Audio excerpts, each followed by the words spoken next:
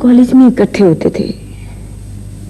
ये netball team की shooter होती थी और मैं इसकी डिफेंडर होती थी। बड़ी सख्त गेम चलती थी हमें। मुश्किल से बॉल इसके हाथ लगता था, लेकिन एक बार बॉल डी में इसके हाथ में चला जाता, फिर शोर शॉट गोल हो जाता।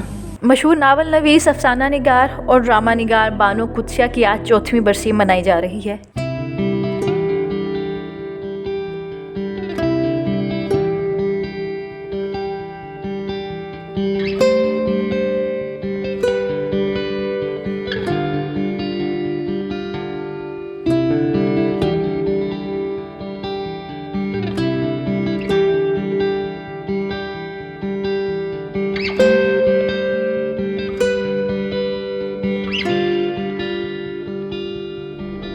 उन्होंने उर्दू और पंजाबी ज़बानों में रेडियो टेलीविज़न के लिए बेशुमार ड्रामे भी लिखे। 4 फरवरी 2017 को शाम 5:15 पर बानो कुद्सिया 88 साल की उम्र में इंतकाल कर गईं। उर्दू अदब के लिए जो काम किया वो तारीख में सुनहरे हरूफ से लिखा जाएगा। बानो कुद्सिया की शख्सियत का एक और पहलू भी था, वो था कुद्सी का किरदार, जो कि इशफाक अहमद की खिदमत गुजार के रूप में हर वक्त इनके गिर्द मंडलाती रहती थी, इनके आराम का ख्याल रखती थी और उनकी सेवा करती थी। रफाकत का रंग इतना गहरा था कि कहा जाता था कि लिखने का अंदाज, यहाँ तक कि हैंड राइटिंग भी एक जैसी हो चुकी थी। अशफाक साहब की रहलत फरमाने के बाद एक टीवी इंटरव्यू में कहती हैं कि मैं अशफाक साहब के बाद उनकी कमी को बेहद महसूस करती हूँ। अब वो काम करने पड़ते हैं जिनके बारे में मुझे इल्म ही नहीं। और मजीद कहती हैं, मैं आप सबके सामने ये इतराफ़ करना चाहती हूँ कि इशफाक अहमद मेरी चादर भी थे और चार दीवारी भी।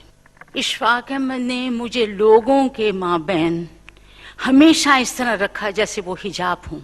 उन्होंने मेरे रिश्तेदारों के साथ मुझे ऐसे माबैन रखा कि शर्मो हया दोनों तरफैन की कायम रहे।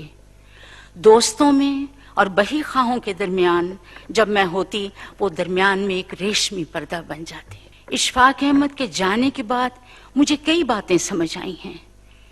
अब मेरे सामने हटो बचो कहता हुआ, होशियार बादब बामुलैसा कहता हुआ 2.5 कदम आगे चलने वाला आदमी नहीं है। अब मैं ठोकर खा जाऊं, गिर जाऊं, किसी के कंधे से भिड़ जाऊं, वो शख्स नहीं है जो मेरे लिए सड़क पर आगे चलता था और मुझे बचाता जाता था। वो शख्स मौजूद नहीं। आज मुझे पता चल गया है, जब मेरे घर पे टैक्स के कागजात आते हैं, कभी कभी को वारंट और समन भी आ जाता है कानूनी किस्म का, फिर मेरे पास वो बिल आ जाते हैं जो बिजली के जायद बिल होते हैं, फिर वो मेरे पास वो मनी ऑर्डर भी आ जाते हैं जिनके नीचे लिखा होता है इशफाक अहमद। मुझे पता नहीं मनी ऑर्डर क्या होता है।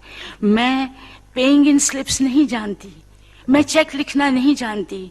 अब मुझे पता चला है कि वो 1.5 गुना काम करते थे और मेरे लिए आधा छोड़ देते थे और मुझे कहते थे, गवाही देने न जाना कुद्सिया, मैं जाऊंगा, ये काम मेरे हैं, बाहर के तमाम काम मैं संभालूंगा।